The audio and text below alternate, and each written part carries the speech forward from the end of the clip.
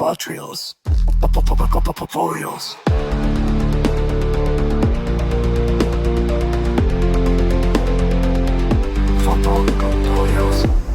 Revolucionando conhecimento científico.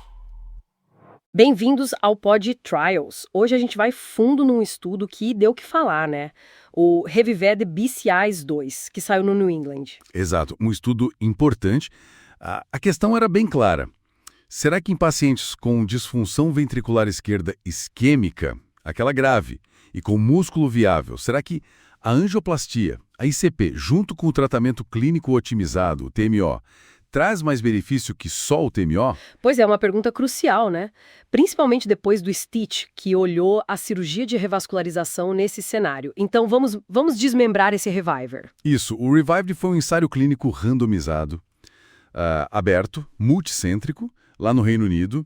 Pegaram 700 pacientes. 700. Isso. E os critérios eram bem específicos. Fração de ejeção do ventrículo esquerdo, a FEV, de 35% para baixo, doença coronária extensa, medida por um score, o BCASG, e o ponto-chave, tinha que ter viabilidade miocárdica comprovada. Pelo menos 4 segmentos ali disfuncionantes, que pudessem ser abordados pela ICP. Ou seja, miraram naquele paciente que, em tese, mais se beneficiaria de reabrir a artéria, né? E quem não entrou no estudo? Boa pergunta. Excluíram quem teve infarto muito recente, nas últimas 4 semanas, ou estava com insuficiência cardíaca descompensada aguda, ou tinha tido arritmias ventriculares graves ali, nas 72 horas antes de randomizar. Entendi. E a randomização, como foi feita? Metade para cada lado? Exato, 1 para 1. Metade recebeu ICP mais TMO, foram 347 pacientes, a outra metade, 353, só TMO. No grupo da ICP, o protocolo era tentar revascularizar todos os vasos importantes que iam para aquelas áreas viáveis, sabe? Sim, tentaram uma revascularização completa, funcionalmente falando. Isso. E o TMO era o melhor tratamento clínico disponível mesmo, com remédios, claro, e dispositivos como CDI, ressincronizador, quando tinha indicação. Acompanharam eles por, em média, 41 meses, dá uns 3 anos e meio quase. Certo. O desfecho principal era aquele combinado, morte ou hospitalização por IC, né? E o que mais vocês olharam? Sim, o primário era esse composto. E como secundários importantes, a gente tinha EV-FEBIAN, medido em 6 e 12 meses, e também qualidade de vida. Usaram KCCQ, que é um questionário bem conhecido para cardiomiopatia. Ah, sim. Também olharam os componentes do primário isolados, infarto, necessidade de revascularizar de novo, sem planejamento, níveis de NT-proBNP, essas coisas. Ok, então, a pergunta de 1 milhão. Abrir as artérias com o ICP nesses pacientes fez diferença no desfecho principal? Olha, e aí veio a surpresa para muita gente. A resposta foi não. O desfecho primário aconteceu em 37,2% no grupo IPC mais TMO e 38% no grupo só com TMO. O hazard ratio deu 0,99, quer dizer, praticamente igual. O p-valor, 0,96, nenhuma diferença estatística. Nossa! E isso foi consistente, olharam vários subgrupos e o resultado se manteve. Mesmo selecionando pela viabilidade, a IPC não mudou o prognóstico de morte ou hospitalização por IC nesses 3,4 anos. Que coisa, quer dizer, aquela ideia forte de que identificar a viabilidade direcionaria para a IPC nesse cenário meio que caiu por terra, pelo menos nesse prazo. E a função do coração, a FEV, e a qualidade de vida? Pois é. A FEV também não mostrou diferença significativa entre os grupos, nem com 6 nem com 12 meses.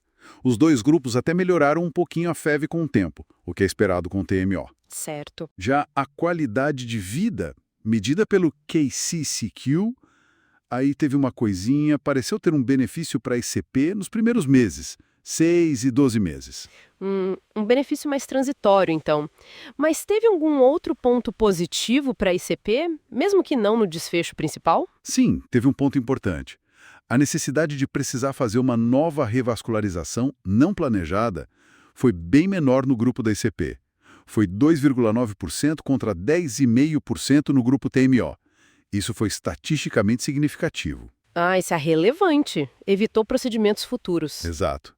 E teve uma tendência, mas sem significância estatística robusta, a menos terapias apropriadas pelo CDI para taquicardia ou fibrilação ventricular no grupo ICP, olhando aos 24 meses. Sobre infarto, a incidência geral foi parecida, mas teve mais infarto ligado ao procedimento na ICP e mais infarto espontâneo no grupo TMO. Interessante essa distribuição. E como a gente encaixa esses achados do Revived com o STITCH? O STITCH mostrou o benefício da cirurgia, né? A longo prazo. Fundamental comparar. As diferenças são grandes, viu? Primeiro, o STITCH comparou cirurgia, a CABG, com TMO. O Revived comparou angioplastia, ICP, com TMO. São intervenções diferentes. Claro. Segundo, o STITCH no seu braço principal não exigia comprovação de viabilidade para incluir o paciente. O Revived exigia. Ponto crucial. A população também tinha diferenças. O pessoal do Revived era mais velho, média de 70 anos, contra menos de 60 no STITCH. Tinham talvez doença coronária até mais extensa, mas curiosamente menos sintoma de angina no início. A maioria era classe 1 ou 2 da NHA. E claro, o TMO no Revived era muito mais moderno, né? Mas os dispositivos, remédios como sacubitril/valsartana, antagonistas mineralocorticoides. Sim, o tratamento clínico evoluiu muito desde o STITCH e o tempo de segmento que você mencionou. Fundamental.